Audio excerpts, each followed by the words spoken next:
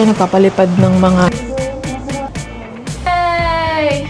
I'm so happy! Na yung wish ko muna, saka na yung sa iba. Akin muna, Lord. Sorry, I don't understand. Okay, it's okay. I'm not good at Chinese too.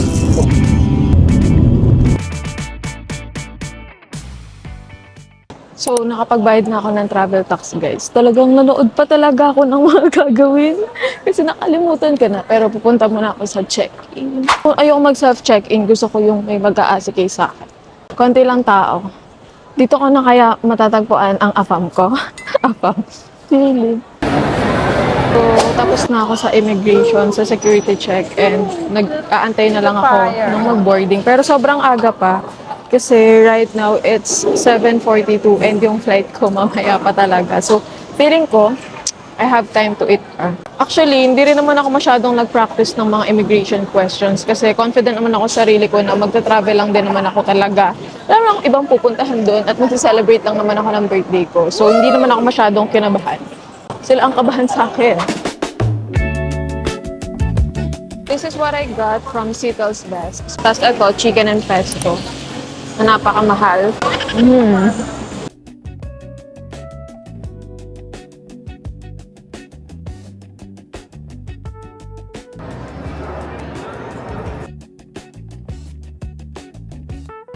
Ay, sa vlog.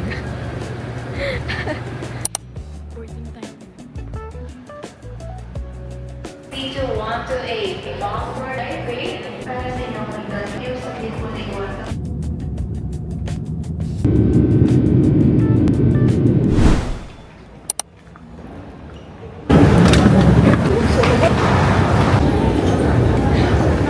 Ngayon sa Taipei, Taiwan, na sobrang grabe na haselan ako dito dahil di ko mahanap yung bagahe ko. Oh my God. So I made it at 24 years old. I'm so proud of myself.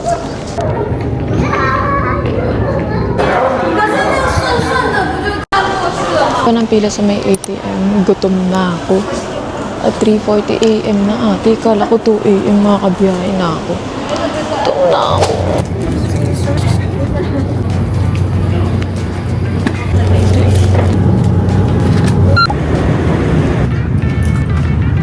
Lamig.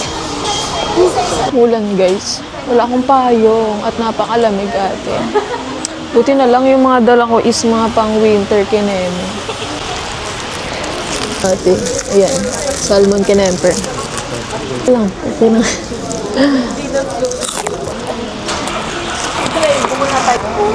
Ito yung nakikita ko sa TikTok. Masarap daw ito. Ito masarap. Salmon kinemper ng Taiwan. First day pa lang, naramdaman ko na yung challenge ng pagiging solo traveler. Kasi wala akong mapahawakan ng maleta, lagi kong dala-dala kung saan-saan. Tapos kapag kakain ako, lagi mabilisan. Ginusto mo yun. Sobrang ganda ng outfit ko ngayon, to be honest. Ayan, di na ako nahirapan sa immigration eh. Kasi, atitigyan mo naman, mukha bang mag-OFW yan. Saan ba yun? Meron ako nakikitang 7-Eleven and meron nga pala akong bibilhin, no? So, I think tatoid ba ako? Pero, it's raining in Manila, babe.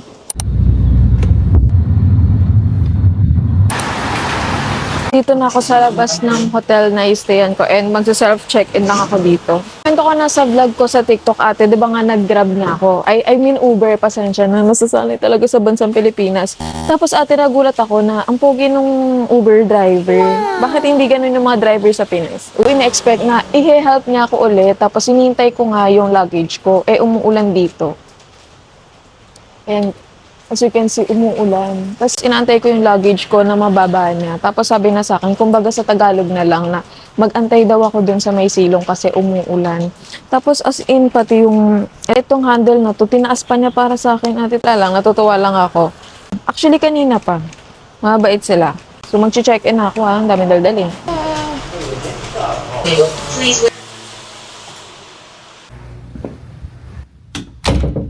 Finally! Nasa hotel na rin. Pagod na ako. Kaysa medyo mag-wash up lang ako ng very light and unpack. So, itong binook ko guys, meron siya ditong windows. Kasi nga, bala kong gumawa ng mga get ready with me contents na ba yung mga OOTD. Kaya ito yung napili ko. Medyo gloomy lang talaga ngayon kasi umuulan. Pero, so far, okay naman siya guys. Lalo sa price niya. So, yung hotel ko, yung total niya is around 11 to 12,000. Pero lilipat ako ng room after March 13.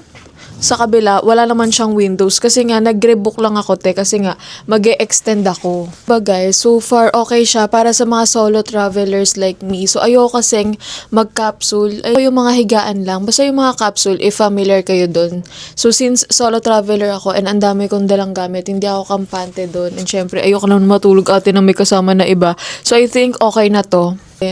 Mag-rest ako hanggang lunch siguro. So, expectation versus reality talaga kasi syempre, sobrang challenging talaga to para sa akin as a solo traveler. Ang bigat ng mga gamit ko. So, balitaan ko na lang kayo guys ha. Bye! Hello guys. So, ngayon, mag-1 PM na and hindi pa rin talaga ako nakakatulog. Parang pumipikit lang ako pero hindi pa rin talaga ako nakakapagpahinga. Sobrang lamig talaga as in. Tapos naka-aircon pa. Hindi ko maintindihan kung paano ibaba yung temperature. Hindi ako sanay. Hindi ako kilos. Tapos dito rin ako makatulog sa sobrang lamig.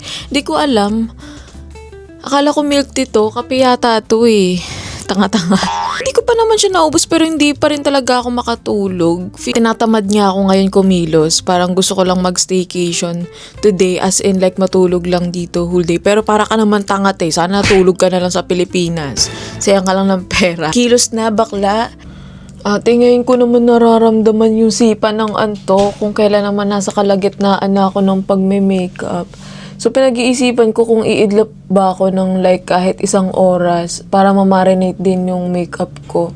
Or dire-diretso na lang ba ako na umalis. So, what do you think guys? Alis na ako, ngayon naman ako inaantok. Ito yung natira kong food sa airport. Tingnan nyo guys, meron pang kalahati and hindi ko pa rin siya nauubos hanggang ngayon. So feeling ko ito talaga yung magiging problema sa akin na alam mo yun, ang dami kong food na gustong tikman. Syempre, di ba, nasa ibang bansa ka. Pero ate, andito pa rin sa akin yung guilt. Every time na kumakain ako kasi nga medyo weight conscious ako. No? Conscious ako kapag kumakain ako ng madami. But I will try my best na kainin to kasi sayang, bakla. Alam nilang kung gaano ako naghihirap para kumita ng pera. Sobrang stress. At ng brain cells ko naubos. Ito be, ang sarap.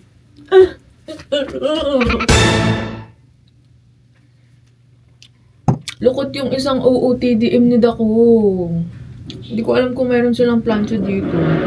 Parang iniisip ko na tuloy na ulitin yung airport outfit ko. Total, gagala-gala lang naman ako somewhere, anywhere, any there. Rin sa mga challenge ko is kung paano ko gagamitin lahat ng mga gadgets na to na makagawa ko ng mga contents, mga pictures. Hindi ko lang bet tong hair ko ngayon kasi wala akong nabiling ipit. But anyway, basta kailangan masuot ko tong coat na to.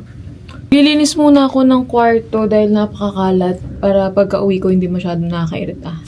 Hello guys, I'm out today. I'm out. So, nasa labas na ako ngayon. And actually, hindi ko rin naman talaga alam kung saan ako pupunta kasi nga medyo umuulan. So, I'm just roaming around here. And medyo mahirap pala talagang mag-travel kapag gusto mo ng mga OOTD pictures. But sa video naman, carry naman. 안녕하세요. 저는 김다. Naghahanap ako ng toothpaste, guys. Kaso ang mahal lahat. Oh my gosh. 169.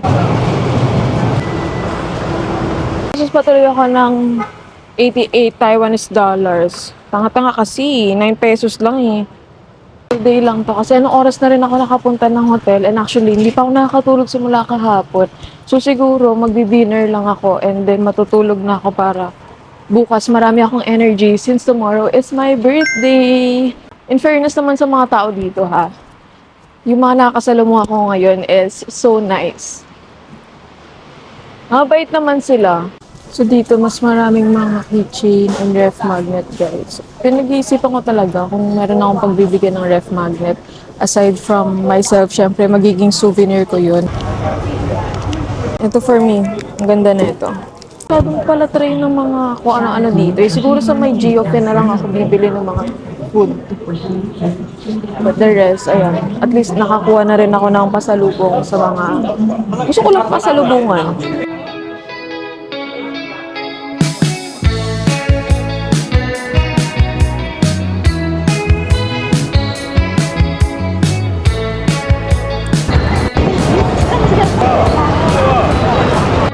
So, I'm here na sa Ximending Night Market. So, ito yung Rainbow Road na nasa itinerary ko rin. So, at least nakita ko din siya. At least meron ako napalangan kasi dapat talaga matutulog lang ako sa hotel. Pero sayang naman kasi yung araw. Ang dami kong itinerary, guys. Kaso nakakalungkot. Di ako masyado makakuha ng magandang shots kasi nga, yung camera kailangan talaga ng maghahawak.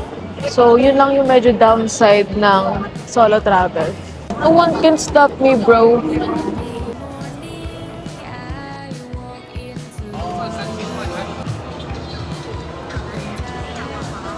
So many food and clothes, but we have to tipid muna. Maganda ng mga damit dito, to be honest. Ang dami ko ng damit sa bahay, just ko halos puro bago nga yung mga damit ko. Tapos, sa pagkain naman, gusto ko naman sana itry lahat. Kaso, ati yung isang sandwich ka kanina, hindi ko maubos. So marami pa kaya. Let's try xiaolongbao. Yes, 원입니다. Yes. Yes. 감사합니다. 감사합니다. Now I'm going to buy Shin Futang. Yes, taste test.